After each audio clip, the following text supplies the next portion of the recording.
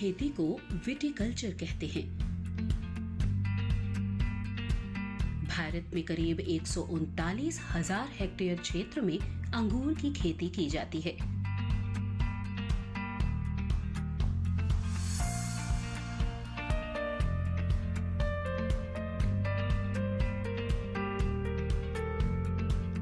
अंगूर का उपयोग 3 तरह से किया जाता है, जैसे ताजे फल के रूप में, सुखाकर किशमिश के रूप में और वाइन बनाने में।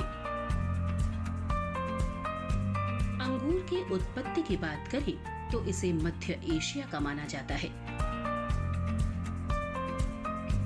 भारत के अलावा अंगूर की खेती संयुक्त राज्य America, Italy, France, Spain, Argentina, चीन, ईरान और ऑस्ट्रेलिया में की जाती है।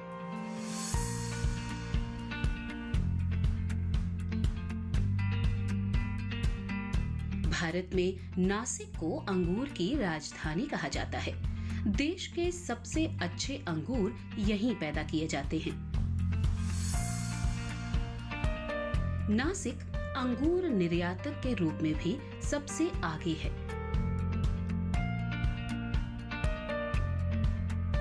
हो भी क्यों ना, महाराष्ट्र का राष्ट्रीय अनुसंधान केंद्र इस क्षेत्र में महत्वपूर्ण भूमिका निभा रहा है। ये संस्थान पुणे में स्थित है।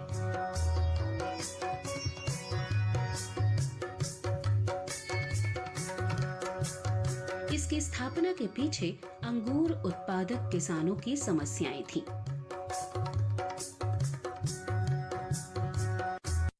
अंगूर उत्पादक समूह ने अंगूर पर काम करने के लिए एक समर्पित अनुसंधान इकाई स्थापित करने के लिए भारतीय कृषि अनुसंधान परिषद से संपर्क किया। इस प्रकार अंगूर उत्पादकों और अंगूर उद्योग के अनुसंधान जरूरतों पर उचित विचार विमर्श के बाद और भविष्य की चुनौतियों और अवसरों का समाधान करने के लिए भारतीय कृषि अनुसंधान परिषद ने ICAR राष्ट्रीय अंगूर अनुसंधान केंद्र यानी NRCG की स्थापना 18 जनवरी 1997 को पुणे में की गई थी, जिसका उद्देश्य सुरक्षित अंगूर उत्पादन और उत्पादकता पर रणनीतिक और व्यावहारिक अनुसंधान करना, अंगूर के उन्नत और निरंतर उत्पादन के लिए प्रौद्योगिकी का हस्तांतरण और हितधारकों की क्षमता निर्माण करना, फलों में खाद्य सुरक्षा और कीटनाशक अवशेषों के लिए राष्ट्रीय रेफरल प्रयोगशाला।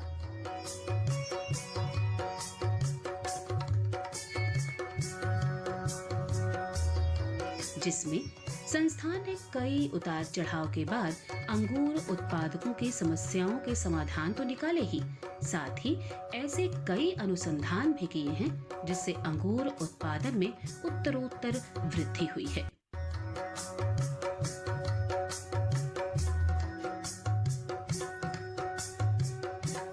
ICAR national research centre for grapes अंगूर अनुसंधान के लिए देश का प्रमुख संस्थान है। पुणे शहर में इसकी स्थापना 1997 में हुई थी और तब से ये संस्थान अंगूर की जो फसल उत्पादन, फसल सुरक्षा और post harvest technology, that means कटाई के बाद जो टेक्नोलॉजीज़ है, इसके हर पहलू में अंगूर उद्योगों का जो स्टेक होल्डर्स है उसको सेवा प्रदान कर रहा है। इसी संस्थान ने अंगूर की कई किस्में विकसित किया है जो किसानों के बीच लोकप्रिय है as a fresh fruit as well as resin variety and juice variety. संस्थान ने कोई नवीन तकनीकी दैट मीन्स टेक्नोलॉजी कमर्शियलाइज किया है, जो टेक्नोलॉजी बेसिकली फार्मर्स को काफ़ी हद तक हेल्पफुल रहा regarding production, processing as well as various export process. और उनके माध्यम से संस्थान ने अंगूर निर्यात में बहुत योगदान किया है, किसानों का आय बढ़ाई।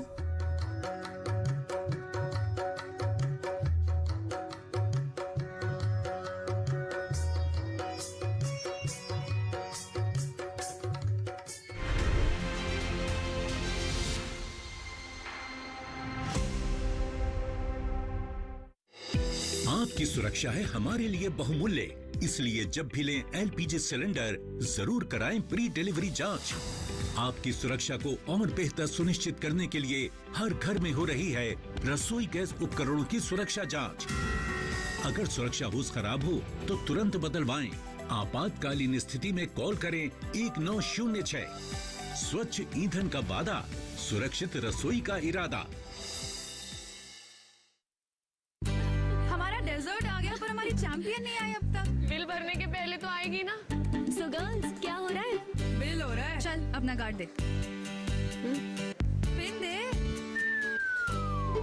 RBI कहता है अपना पिन, OTP, CVV या इंटरनेट बैंकिंग पासवर्ड किसी को ना दे। ऑनलाइन बैंकिंग सिर्फ अपने ही कंप्यूटर, मोबाइल और सिक्योर नेटवर्क से करें। हाँ, ये खाने की चैंपियनशिप थी क्या? RBI कहता है जानकार बनिए, सतर्क रहिए।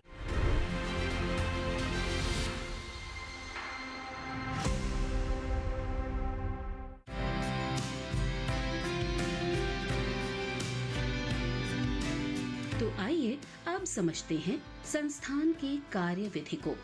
शुरुआत करते हैं NRAL लैब यानी राष्ट्रीय रेफरल प्रयोगशाला से। अंगूर निर्यात किए जाने वाले महत्वपूर्ण ताजे फलों में से एक है, लेकिन निर्यात के पूर्व अंगूर को कुछ मानकों पर खरा उतरना जरूरी है, क्योंकि तय सीमा से अधिक कीटनाशक का इस्तेमाल करने पर निर्यात में बाधा आती है, जिसे दूर करने के लिए एपीडा वाणिज्य मंत्रालय ने निर्यात के लिए टेबल अंगूर में कीटनाशक अवशेषों को नियंत्रित करने के लिए ट्रेसेबिलिटी सिस्टम स्थापित करने के ICAR NRC को राष्ट्रीय रेफरल प्रयोगशाला NRAL के रूप में मान्यता दी, जिससे यूरोपीय संघ और गैर यूरोपीय संघ देशों को निर्यात किए जाने वाले अंगूर और अन्य कृषि वस्तुओं में कीटनाशक अवशेषों की निगरानी के लिए निगरानी प्रणाली स्थापित करना, यूरोपीय संघ और गैर यूरोपीय संघ के देशों को निर्यात किए जाने वाले मूंगफली और मूंगफली उत्पादों में एफ्लाटॉक्सिन अवशेषों की निगरानी के लिए निगरानी प्रणाली स्थापित करना जैसे उद्देश्यों को पूरा किया जा सके। लैब के प्रयासों के कारण ही यूरोपीय संघ को टेबल अंगूर का निर्यात वर्ष 2004-05 में फिर से शुरू हुआ, जो कि साल 2003-04 में प्रतिबंधित कर दिया गया था। इसके अलावा अंगूर में कीटनाशक अवशेषों का आधिकारिक नियंत्रण यूरोपीय संघ के अलावा अन्य निर्यात बाजारों जैसे रूस, चीन, GCC, इंडोनेशिया, कनाडा में बढ़ा दिया गया है। निर्यात अंगूरों में इस अवशेष निगरानी ने घरेलू बाजार में भी जागरूकता पैदा की है और केंद्र ने उत्पादकों के लिए बेहतर मूल्य प्राप्ति के लिए साल 2017-18 से घरेलू बाजार के लिए शून्य अवशेष अंगूर कार्यक्रम शुरू किया है। इसके समग्र परिणाम के रूप में उत्पादकों को निर्यात और घरेलू बाजार दोनों में उनकी उपज के लिए बेहतर कीमत मिली। इस सफलता के बाद एपीडा ने अन्य सभी फलों और सब्जियों के लिए इस मॉडल को फॉलो किया। फ्रूट्स वेजिटेबल्स में मेनली प्रोफिशिएंसी टेस्टिंग ऑर्गेनाइज करते हैं फॉर पेस्टिसाइड रेसिड्यूज और माइकोटॉक्सिन्स। ये जो फैसिलिटी है, ये फैसिलिटी शुरू से ही इतना अच्छा से इस्टेब्लिश हुई है कि ग्रेप में और बाद में बाकी भी फ्रूट्स वेजिटेबल्स में जितने प्रकार के पेस्टिसाइड्स आने का चांस है, आइदर फ्रॉम डायरेक्ट और इनडायरेक्ट सोर्सेस, ये सारे पेस्टिसाइड का टेस्टिंग का जो मेथोडोलॉजी है ये हम लोग डेवलप किया है। और पूरे देश में जितने लेबोरेटरीज़ है, एक्रीडेटेड लेबोरेटरीज़, जो लोग एपीडा या food safety standards authority of India के माध्यम से फूड टेस्टिंग करते हैं, सब लोग हमारा ही मेथड यूज़ करके फूड टेस्टिंग कर रहा है।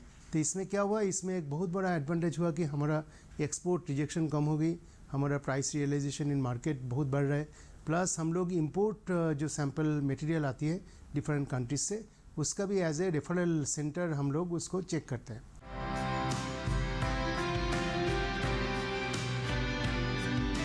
इन मानकों को पाने में मिट्टी का भी अहम रोल है।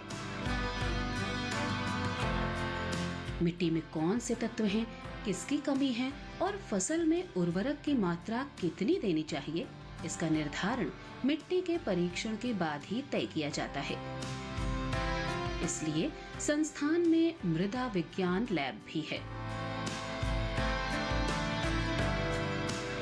हर साल फलत छटाई मौसम शुरू होने से पहले किसानों के खेत से 200 से 250 मिट्टी के नमूने लिए जाते हैं और उनका विश्लेषण किया जाता है। विश्लेषण के आधार पर मृदा स्वास्थ्य कार्ड वितरित किए जाते हैं जो पोषक तत्वों के उपयोग को तर्कसंगत बनाने में मदद करते हैं।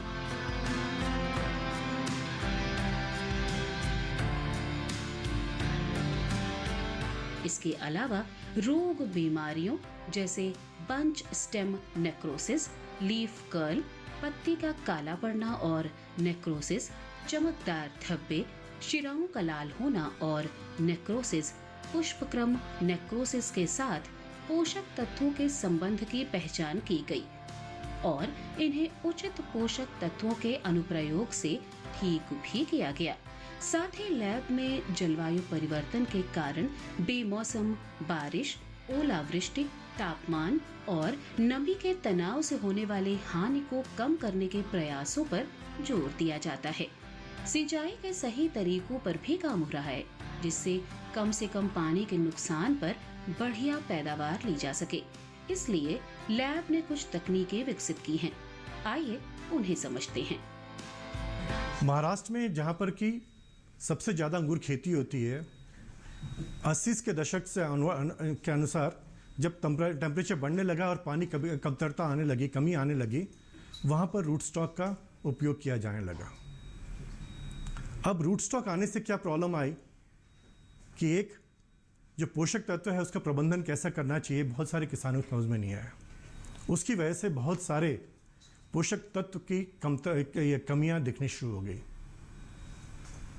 हमारे संस्थान में इस पर भी काम हुआ, शोध हुआ और लीफ कर्लिंग या फिर बंच स्टेम नेक्रोसिस या फिर लीफ रेडनिंग, ये सब के ऊपर भी शोध हुआ है और फार्मर को इसके हमने ज्ञान दिया है, जिसकी वजह से आगे ये सब परेशानियां अब नहीं आ रही हैं। पानी प्रबंधक, इसमें हमने 3 अलग अलग तकनीक, शेड्यूल तो हमने तैयार कर दिया, इरिगेशन शेड्यूल, बट उस शेड्यूल में भी और आगे पानी कम कर सके उसके लिए हमने 3 तकनीक का इस्तेमाल किया है। एक है सब सरफेस इरिगेशन, जिसमें हमने देखा है कि इरिगेशन शेड्यूल के तहत, मतलब इरिगेशन शेड्यूल जो कि हम सरफेस ड्रिप इरिगेशन से करते हैं, उसके तहत हम 25% कम पानी से हमारा काम चलेगा। अजैव तनाव जैसे कि आपका अनसीजनल रेन्स, कभी बारिश आ जाती है, हेल स्टॉर्म, जिसकी वजह से कि नुकसान बहुत हो रहा है। और पिछले 5-6 साल में अगर आप देखेंगे बहुत सारे फसल में इसका इम्पैक्ट दिख रहा है। प्लास्टिक कवर एक टेक्नोलॉजी है जिसके तहत जो इसका इम्पैक्ट है उसे हमने बहुत ही मिनिमाइज़ किया है और अभी उसका महाराष्ट्र गवर्नमेंट ने सब्सिडी भी इसको जाहिर किया है।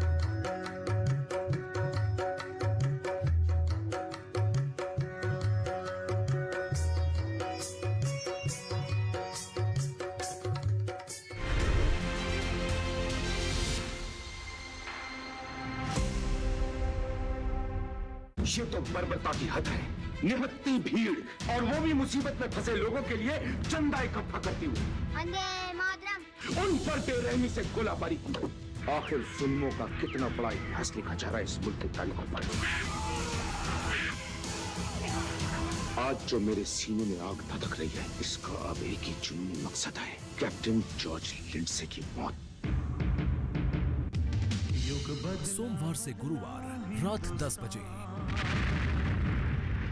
सिर्फ डीडी नेशनल पर, देश का पहला चैनल, देश का अपना चैनल।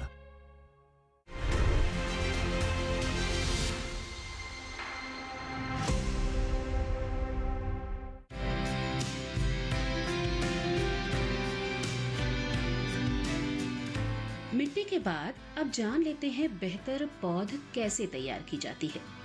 इसके लिए रुख करते हैं नर्सरी का।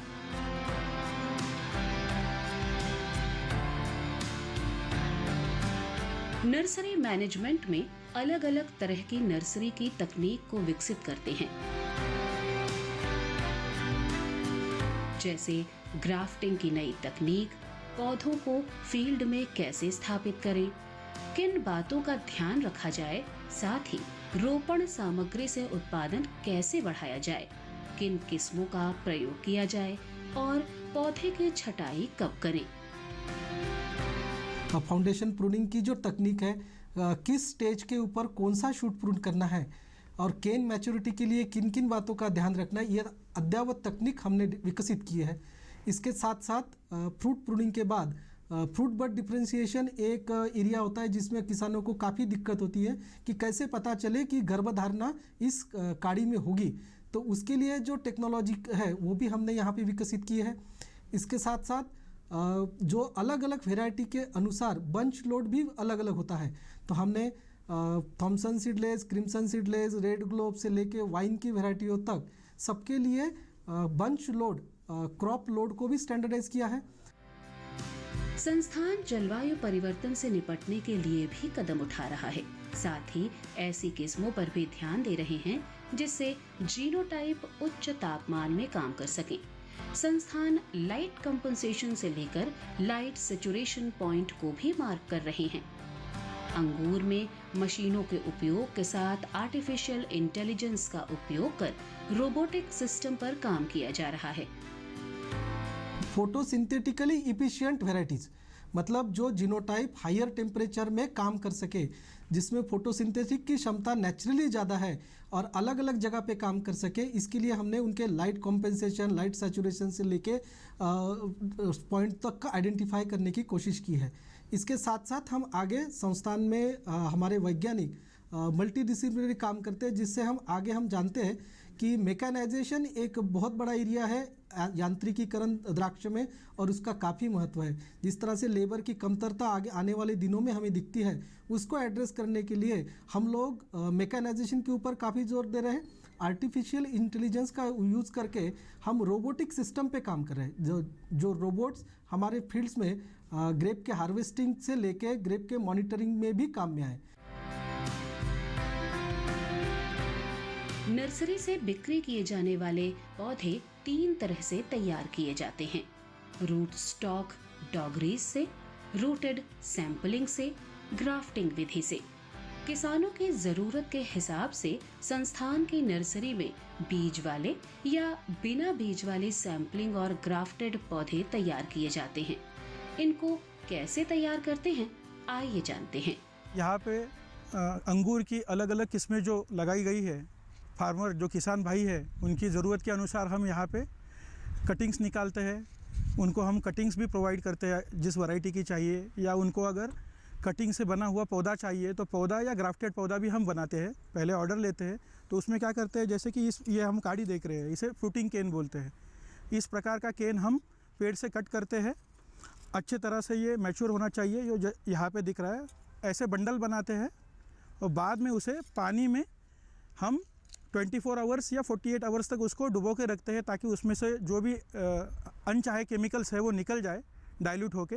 बाद में दूसरा अच्छा पानी भरते हैं हम, और वो कटिंग्स बाद में हम रूटिंग सॉल्यूशन में लगा के ऐसे हम बेड्स में लगा देते हैं।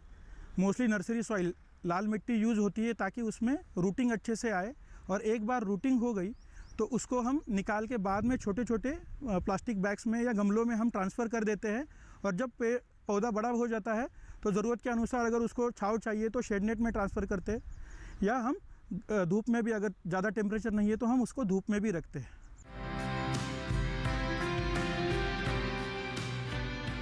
मौजूदा समय में भारत में लगभग 78 से 80% अंगूर ताजा सेवन के लिए, 17 से 20% किशमिश बनाने के लिए, 2% जूस और वाइन उत्पादन के लिए उत्पादित किया जाता है। बेहतर परिणाम के लिए संस्थान ने अंगूर की खास किस्मों को तैयार किया है, जिनमें से मुख्य हैं मंजरी, मंजरी श्यामा, मंजरी मेडिका, मंजरी किशमिश। क्या है इन किस्मों की खासियत, जानते हैं विशेषज्ञ से। आनुवंशिक उत्थान के लिए, जिसे हम ब्रीडिंग प्रोग्राम कहते हैं, उसके तहत नई किस्मों का विकास किया जाता है और उसके लिए कई हम लोगों को जर्मप्लाज्म वैरायटीज़ की आवश्यकता होती है ताकि हम उसे संकर में ला सकें।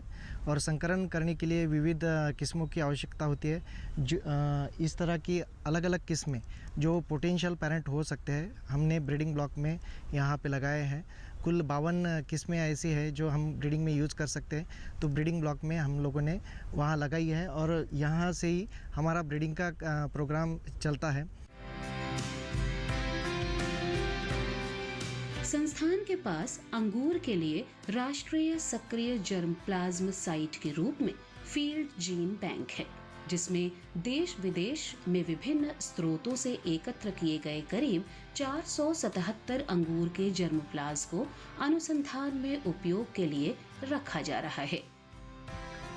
एक क्रॉप इम्प्रूवमेंट डिवीज़न है एनआरसी ग्रेप्स का। तो जर्मप्लाज्म अगर आपके पास पर्याप्त मात्रा में है तो आप कोई भी हाइब्रिडाइजेशन या ब्रीडिंग प्रोग्राम करते हैं या सिलेक्शन करते हैं तो आपको सहूलियत रहती है, ताकि आप जो वैरायटी आपको ब्रीड करना है उसमें आप इन जर्मप्लाज्म का एज अ पेरेंट के तौर पर इस्तेमाल कर सकते हैं।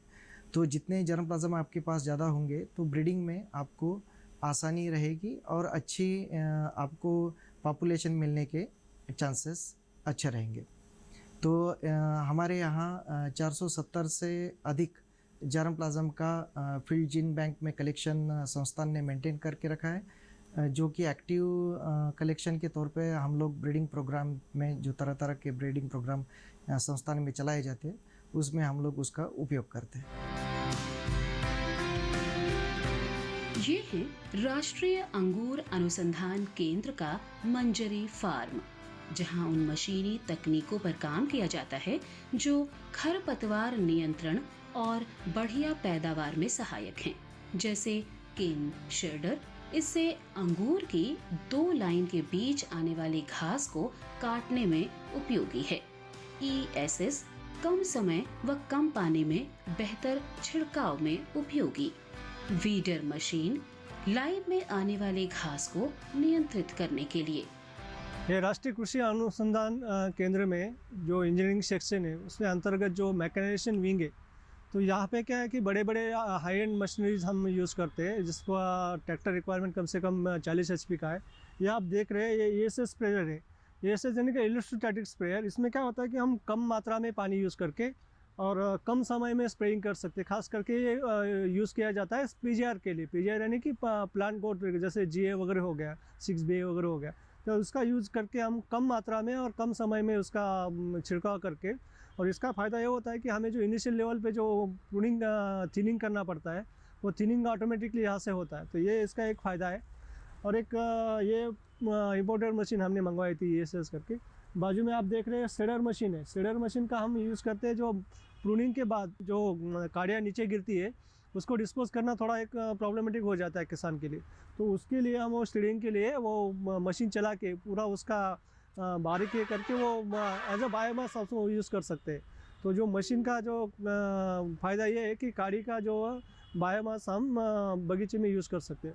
और उसके बाजू में आप देख रहे हैं कि एक ट्रैक्टर ऑपरेटेड वीडर मशीन है। तो क्या होता है कि दोनों लाइन में तो वीड कंट्रोल करना आसान है, लेकिन जो वाइन्स की लाइन है वहाँ पे वीड जो आता है उसको कंट्रोल करने के लिए वो ट्रैक्टर ऑपरेटेड वीडर मशीन हम यूज़ करते हैं। उसमें एक सेंसर लगा रहता है, जैसे पेड़ आ जाता है तो वो सेंसर उसको सेंस करके पीछे ले खींच लेता है।